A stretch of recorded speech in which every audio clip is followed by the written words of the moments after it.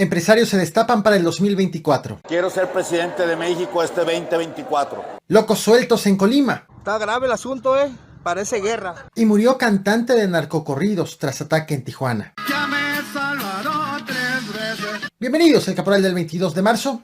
¡Comenzamos!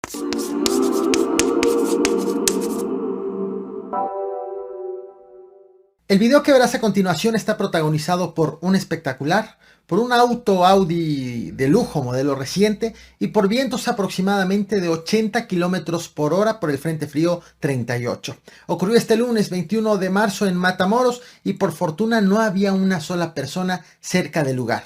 Carros que están abajo. ¡Deja el carro, tirado! ¡Ábrete de ahí! ¡Deja el pinche carro! No vale más por tu pinche vida. No vale más por tu pinche vida. Ahí está. ¡Venga su madre! El Audi, papá. Pero no había nadie, fue lo bueno, gracias a Dios. Carísimo ese carro. Puta madre.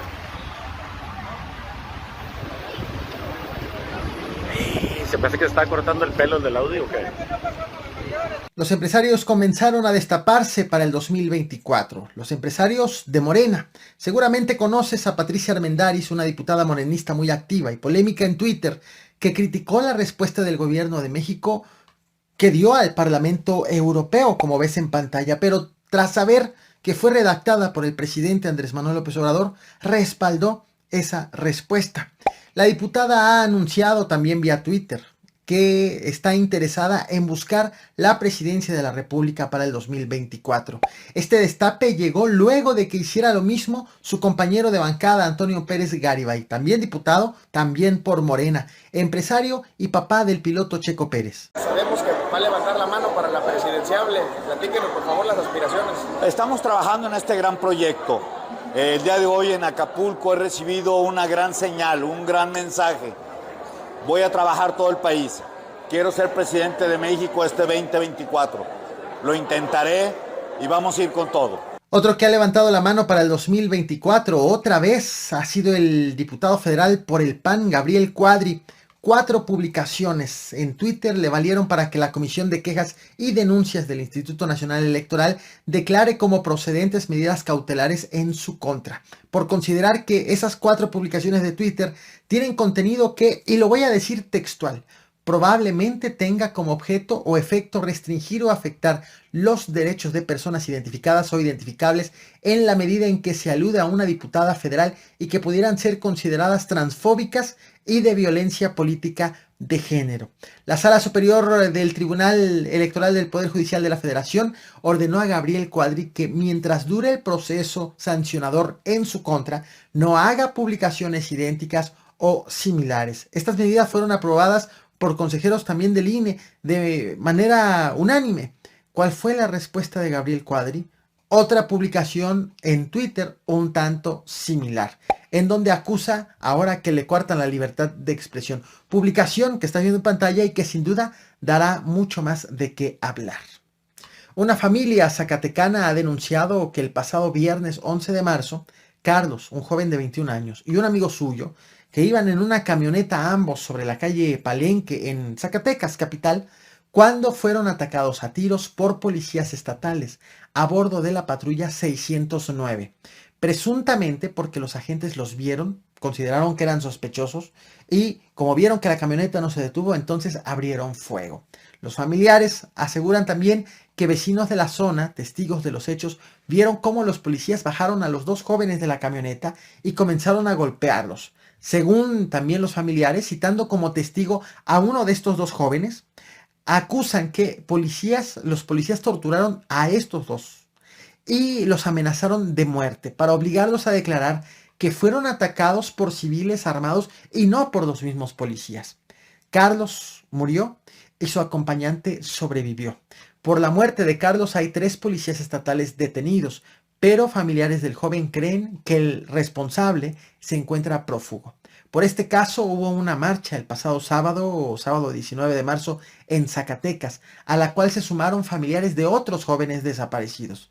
Así las cosas actualmente en Zacatecas, una entidad fuertemente golpeada por la inseguridad y con autoridades ahora acusadas de asesinar a jóvenes inocentes. Y lo peor de todo, el mismo día de la marcha, policías estatales hicieron un paro de labores también en la capital zacatecana, afuera del edificio de la Secretaría de Seguridad Pública Estatal, para pedir la destitución del subsecretario de Seguridad Pública José Asiano Medrano, del encargado de la Dirección de la Policía Estatal Israel Reyes y de la jefa de División de Fuerzas Estatales Lisbeth Takahashi Castañeda, a quienes acusan de abuso de poder, hostigamiento y de obligar a policías a realizar acciones ilegales como por ejemplo entrar a las casas sin órdenes de cateo.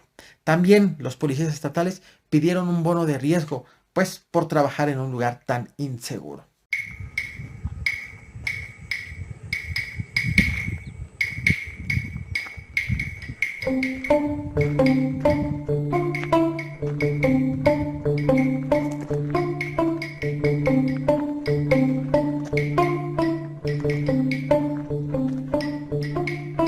En el barrio de La España, en Colima capital, elementos de la policía y fiscalía estatales fueron atacados a tiros por dos personas que estaban escondidas en una azotea.